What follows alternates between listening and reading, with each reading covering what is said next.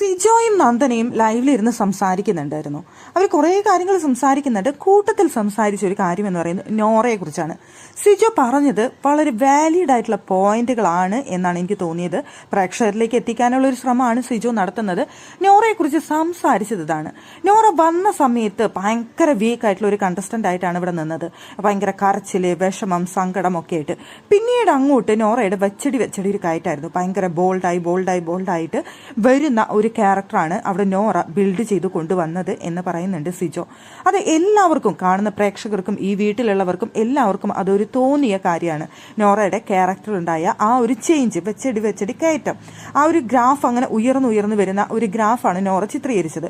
പക്ഷേ അത് നോറ പ്ലാൻ ചെയ്തു വന്ന ഗെയിം ആണെന്നാണ് സിജോ പറയുന്നത്. 100 ദിവസം ഇവിടെ എങ്ങനെ നിൽക്കണമെന്ന് കറക്റ്റായിട്ട് പ്ലാൻ ചെയ്തിട്ടാണ് നോറ വന്നത്.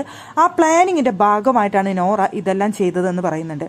അതിന് ഉദാഹരണമായിട്ട് അവിടെ സിജോ പറയുന്ന ഒരു കാര്യം എന്ന് പറയുന്നത്, നോറ എന്ന് പറയുന്ന പെൺകുട്ടി കല്യാണം കഴിഞ്ഞ് ഡിവോഴ്സ് ആയ ഒരു വ്യക്തിയാണ്.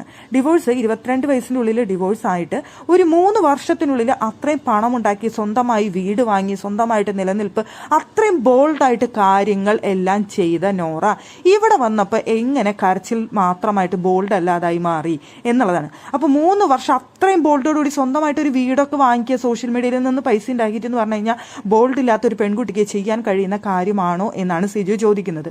അത്രയും ബോൾഡ്നെസ് ഉള്ള നോറ ഇവിടെ വന്നിട്ട് പിന്നെ കരച്ചിലോട് കാണിച്ചിട്ട് ഞാൻ ഭയങ്കര ബോൾഡ് അല്ലാത്ത വ്യക്തിയാണെന്ന് കാണിച്ചിട്ട് പിന്നീട് അവർ അങ്ങോട്ട് വെച്ചിടം ബോൾഡ്നെസ് കാണിക്കുന്നു. അതല്ലേ നോറയുടെ ഗെയിം എന്നാണ് അവിടെ ചോദിക്കുന്നത്. ഇത് കേട്ടിട്ട് ആകെ അന്തം വിട്ടിരിക്കുന്നുണ്ട് നന്ദന. സത്യമാണല്ലോ, അത് ശരിയാണല്ലേ എന്ന് ചോദിച്ചുകൊണ്ട് നന്ദന ആകെ അന്തം വിട്ടിട്ടിരിക്കുന്നുണ്ട്.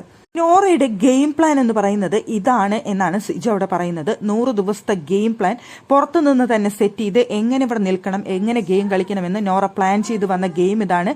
ആ ഗെയിം ഇവിടെ പ്രാവർത്തികമാക്കുകയാണ് നോറ ചെയ്യുന്നത് എന്നാണ് അവിടെ സിജോ പറയുന്നത്.